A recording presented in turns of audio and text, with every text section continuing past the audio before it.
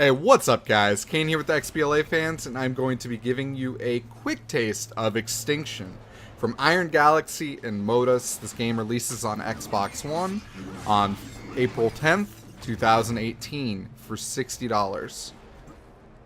Now, most of the footage I'm going to be using right here is from the skirmish mode or the extinction mode. I've kind of tried to avoid any kind of plot spoilers, though I will tell you just from the hour of the campaign I have played, there's not that much going on, and what you're really gonna, honestly, the deciding factor on whether or not you like this game is gonna be this right here. If watching this makes you say, oh my god, I need to play this, then you're in luck, because there's a lot of this. So I'm gonna be clear, this is not meant to be a review. This is just kind of my first hour of impressions with this game. I know we don't traditionally do things for $60 games on our YouTube. We have always been streaming them on Twitch though, so I figured why not. I know a lot of people are asking questions about this. I wanted to give you guys a chance to check it out before it releases and just kind of see a little bit of gameplay and kind of get a feel for the game. So there is a story campaign. What you're going to be doing is you're trying to protect the human population, and you're going to go through and you're going to kill these enemies, restore these crystals, and then take down these giant ogre-like creatures called Ravenii. And that's kind of the gist of it. I will say up front that the lines being read by the main character very much sound like a guy who's got a future in radio reading in freshman English, because he seems bored out of his mind. That being said, the combat has honestly been pretty interesting. So there's a lot of verticality with it. You can do these cool wall runs. You can kind of, grapple to these flying enemies on these Ravenii. You can climb up their backs and straight up run up their spine. Pull off an execution on their head.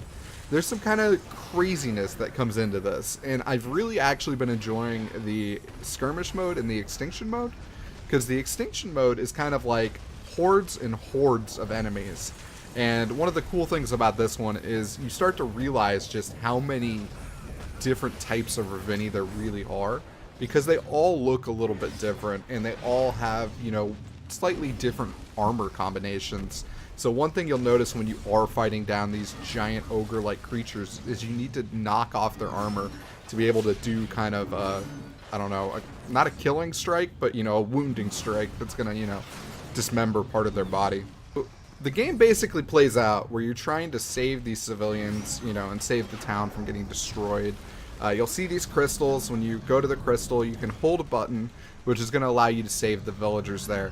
You also will have to kill the little tiny guys. You'll notice I've seen at least 4 or 5 different characters that you'll need to fight of that just so far in the game myself. And you'll have to kill them to kind of save the people. What this does is this charges up your orange, killing blow strikes. And this is what's going to allow you to actually take down the Ravenii. And you're going to need that to be able to actually cut their heads off.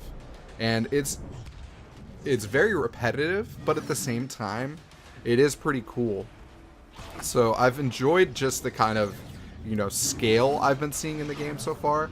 The fact that you can just run around through these cities, jump on various things.